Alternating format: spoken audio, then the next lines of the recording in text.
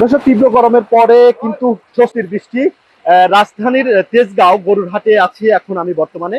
যদি দেখাতে চাই যে গরুর হাটে বৃষ্টিতে কিন্তু গরু ভিজছে এবং গরুগুলো তীব্র গরমে যে হাসফুস যে অসুস্থ বোধ করছিল, সেটা কিন্তু বৃষ্টি হওয়ার পরে অনেকটাই কিন্তু তারা আরাম পাচ্ছে। এবং যারা খামারিরা আছে তারাও বলছে যে বৃষ্টিতে ভোগান্তি হলেও কিন্তু যে তীব্র গরমের পরে যে গরুগুলো যে গ্রাম থেকে এবং বিভিন্ন চরপ্রান্ত থেকে আসার পরে যারা এই তীব্র গরমে হাওয়া বাতাসে পর্যাপ্ত না পাইলেও এই বৃষ্টির পানিতে কিন্তু তারা কিছুটা এই পশু স্বস্তি বোধ করছে বলে খামারিরা কিন্তু বলছে।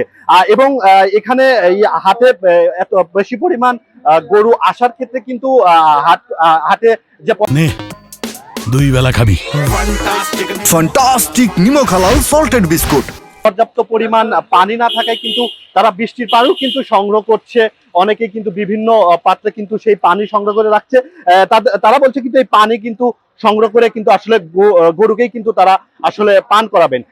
এখানে এই পানির সংকটটাই কিন্তু বেশি বলে তারা বলেছেন। এবং এই বৃষ্টিতে তারা একটা ভোগান্তিতে পড়ছে, কারণ অনেকেই 15 থেকে 16টা গরু নিয়ে আসার পরে একটা জায়গাতে অবস্থান করার পরেও পর্যাপ্ত কিন্তু সেই পরিমাণ জায়গা না থাকায় তাদের কিন্তু ভোগান্তিটাই বেশি। তারপরেও একটা স্বস্তির কথা যে পানির যে একটা গরুর একটা তীব্র যে আহার ছিল, যে পানির তৃষ্ণা যদি বলি, সেই তৃষ্ণাটা কিন্তু তারা এই বৃষ্টির পানি থেকে কিন্তু গরুকে পান করছে। আমি কথা বলবো যে খামারি আছে, সে আসলে পানি আহরণ করে গরুকে কিভাবে কি করবেন সে বিষয়টা জানবো। যে ভাই, এই যে বৃষ্টির পানি দেখছিলাম যে আপনারা বিভিন্ন পাত্রে আহরণ করছিলেন, আসলে এটার কি কারণ এবং এটা কি করবে?